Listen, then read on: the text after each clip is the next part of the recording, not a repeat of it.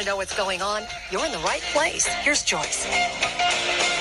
Thanks for staying with us. We're talking with Emily Bone. She is a social studies teacher at Morris County Technical School, which is a kind of, well, a technical school. Again, you think in terms of technology, and you think of all the things, the hands-on things, but you're there also because they have an academia side. Exactly. Okay, so now you've been to NASA, and you've been down to Cape Canaveral in Florida, which is like, everybody sort of thinks about that when they're a kid and hopes one day to be able to see something launch, and, but you've experienced all these things.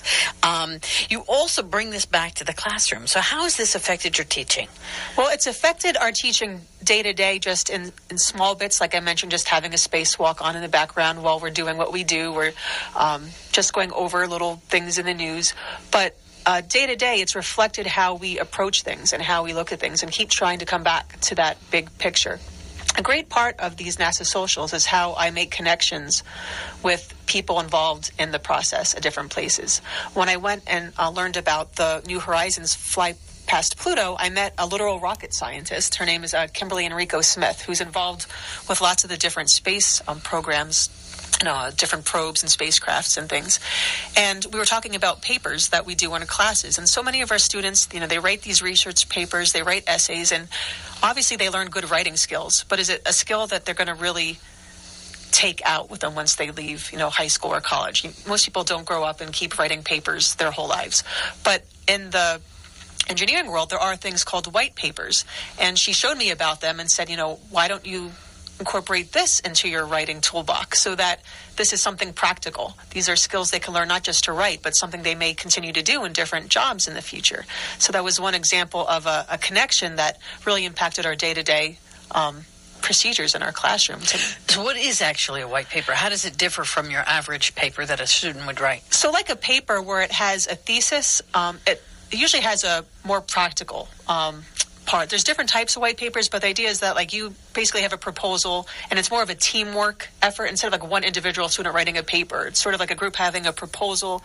There may be a presentation involved aspect of, and they still have to collect their research and their data, but it's sort of hands-on in that it serves a purpose. It's not just something abstract. An observation, a problem solved, something along those lines? Correct. Okay, so they really have to work it through to fruition. Exactly. Oh, I can see where that would be so much more beneficial. Definitely. Especially no matter what career they should choose. Exactly. Okay.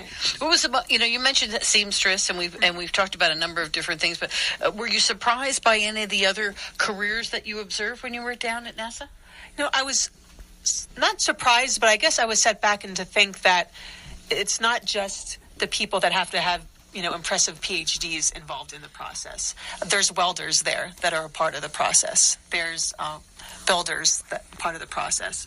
So, it was really cool meeting the people behind the plants that are growing in space and the seamstress. But just like whatever you have on Earth, you basically will need on Mars, let's say. So as you create what you need there, you need those people involved in it. So, from the whole spectrum, there's all different things involved. I never realized just how many people go into a launch. It's, thousands, hundreds of thousands.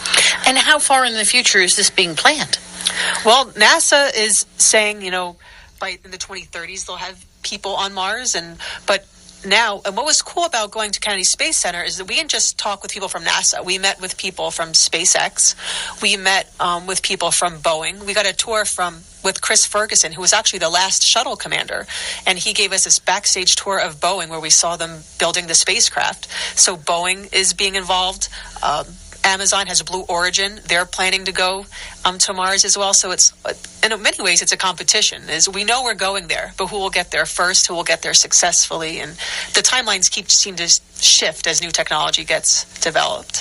And do they talk about doing this more globally than just doing it, by themselves? Definitely. That was one of the things I really learned when I saw the SLS test firing, is that this is really an international effort. Of course, NASA, it's American, but we're not doing this by ourselves. We can't be autonomous. No, when our astronauts have been landing from the ISS, they haven't been landing in America. They've been landing in Eastern Europe somewhere, right? So everyone where in the old days we saw it as competition and imperialism and race to who got there first. Right now, you see this as cooperation, which in today's international events, it's something that is sort of happy to see. Any of your students ever come up to you and say to you, as a result of your doing this, you've sort of opened my eyes to my possibilities, and I would like to pursue this in a career? They haven't been that specific. I have freshmen, so I think they're the world's still their oyster and they have so many options, but I do see them coming back to me. I had a student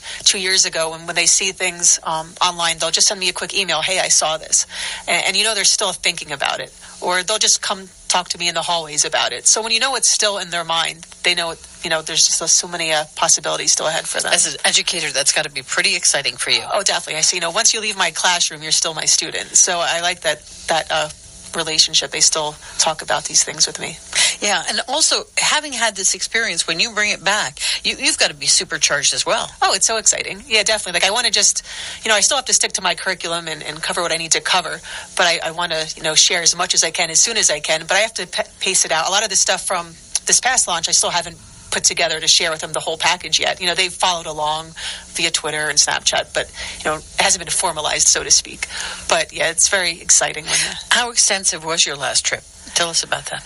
The last trip, we went down and there's, they cram so many things into a few days. You think you've been there for a week or so.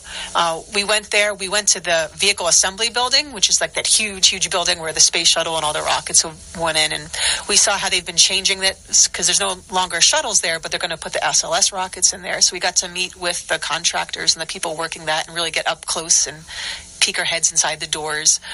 Like I said, we mentioned the Boeing unit. We got to see everything that happened there.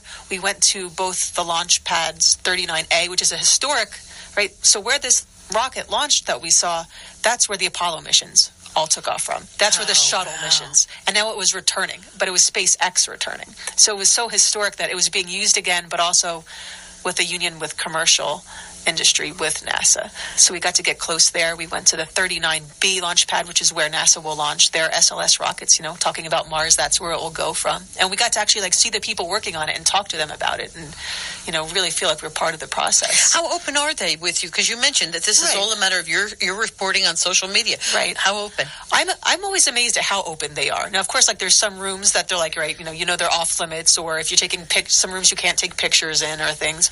But they're proud of what they do, and they're happy that we're sharing it. They're happy when they find that I'm sharing it with students.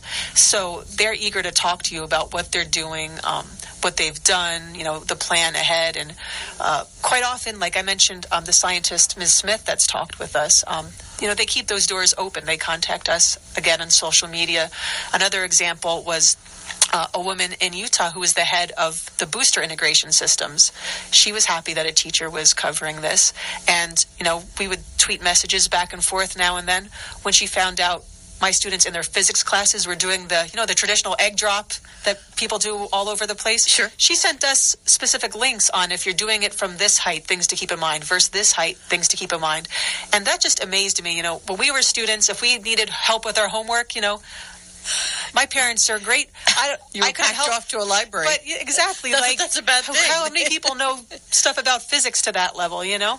So now my students are getting help from literal rocket scientists, and not every day, of course, but just when they do that once or twice a year, that's just so amazing, and that they're willing to put their resources out there to help, and.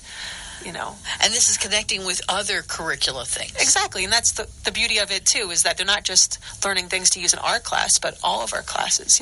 We grow up in these silos. This is math, this is science, this is history. And while that's great, because I love history, I do feel like I have a content, understanding of that more than the average person, of course, but life doesn't exist in subjects. This all blends together. And when we keep separating it, we don't see that big picture. And to understand anything, we need to see that big picture. Compartmentalize everything. And yeah, you're right. Exactly. It is life is a journey, and it's all interconnected. Exactly. So it's nice to see that in education. Definitely. And congratulations to you. Are you hoping to one day go back? Oh, I would love to. I know it's hard to get some time or a day or two off of school to go, but when you see the impact it has on our classes, I definitely want to keep this as something we always could do in the future.